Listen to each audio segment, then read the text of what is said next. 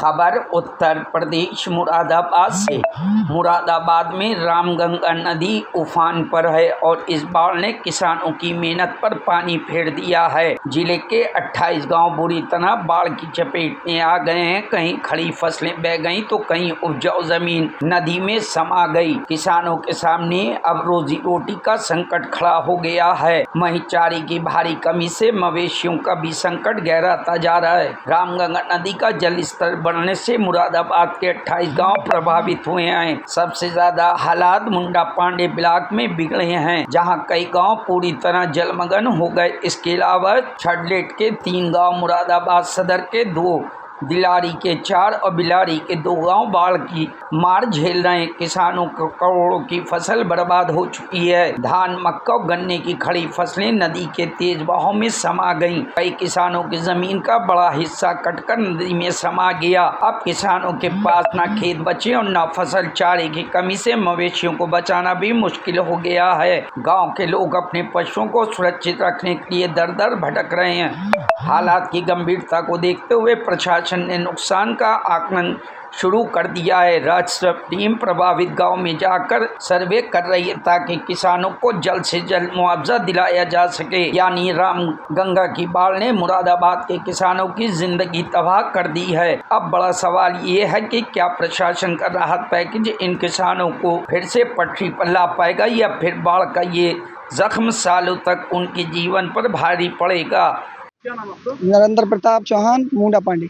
नरेंद्र जी, अगर बात करें बाढ़ की स्थिति हुई थी, किसानों को कितना नुकसान हुआ? हर किसान का नुकसान है। हमारे मुंडा पांडे में 40-50 गाँव में बाढ़ आ जाती है।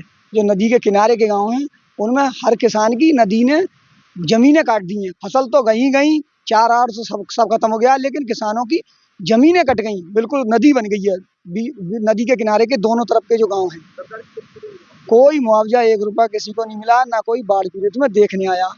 एक पुलिया है वो टूट गई है, जिसमें 3-4 हजार आदमियों का आना जाना बंद होने वाला है। बिल्कुल रनिया ठेर गदी खेड़ा की पुलिया गाँव से बाहर 4-5 गाँव हैं, उसमें निकलने के लिए 3-4 वर्ष है और 2-3 किसानों के घर बह गई। फसल को साहब जो मुआवजा, जो फसल नष्ट हुई है उसका मुआवजा मिलना चाहिए किसान को। और जो जमीन कट गई है, यानी जमीन के बराबर में जो जिसमें फसल थी, गन्ना था, पेड़ थे, और वो सब बह गई, सब नदी बन गई। सर, मुरादाबाद जिले में कई ग्रामीण क्षेत्रों में बाढ़ की स्थिति थी, अब जिले की क्या स्थिति है और जिन किसानों की फसल बर्बाद हुई है उनके क्या कुछ कृषि विभाग की ओर से किया जा रहा है? मुरादाबाद जनपद में अभी रामगंगा में तेज से बाढ़ आई थी 10 दिन पहले, तो उससे काफ़ी धान की फसलें और जो नदी किनारे फसलें हैं उनमें काफ़ी मात्रा में नुकसान हुआ है। तो उसका जो सर्वे है अभी चल रहा है। जहाँ जहाँ पानी कम होता जा रहा है उस हिसाब से वहाँ पे सर्वे कराया जाता है कि कितनी मात्रा में नुकसान हुआ है। एडीएम एफआर मैडम भी आकलन करा रही हैं हमारे कृषि विभाग के और राजस्व विभाग के, और यहाँ पे इफको टोक्यो बीमा कंपनी है, वो तीनों पार्ट के, मतलब तीनों काउंटर पार्ट हैं उसके, तीनों के कर्मचारी जो है उसमें लग के सर्वे कर रहे हैं और अभी 4-5 दिन में ये रिपोर्ट आ जाएगी कितना नुकसान हुआ है। तो उसी हिसाब से जो बीमित किसान हैं, जिनका फसल बीमा है, उनको फसल बीमा के हिसाब से दिलवाया जाएगा, और जो जनरल किसान है फसल बीमा में नहीं है तो उनको बाढ़ राहत आपदा कोष होता है, उससे एडीएम एफआर मैडम के नाम से खाते से पैसा दिलवाया जाएगा। कितने ऐसे गांव हैं जो प्रभावित हैं? इसमें लगभग 28 गांव हैं जो बाढ़ से प्रभावित हुए हैं जनपद मुरादाबाद में।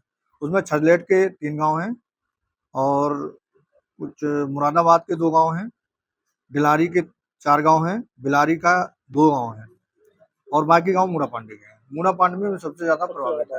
हाँ। नुकसान का आकलन किस तरह से किया जा रहा है? नुकसान का आकलन अब सब खेत में पहुंच रहे हैं। जैसे धान है, अगर पूरा सूख गया है तो 100% नुकसान है उसका। अगर उसकी रिकवरी हो सकती है जिस हिसाब से, तो देख के पता चल जाता है फिजिकल रूप में कि कितना नुकसान है, उसी हिसाब से इनका आकलन करके। Bureau report, news hub Bharat.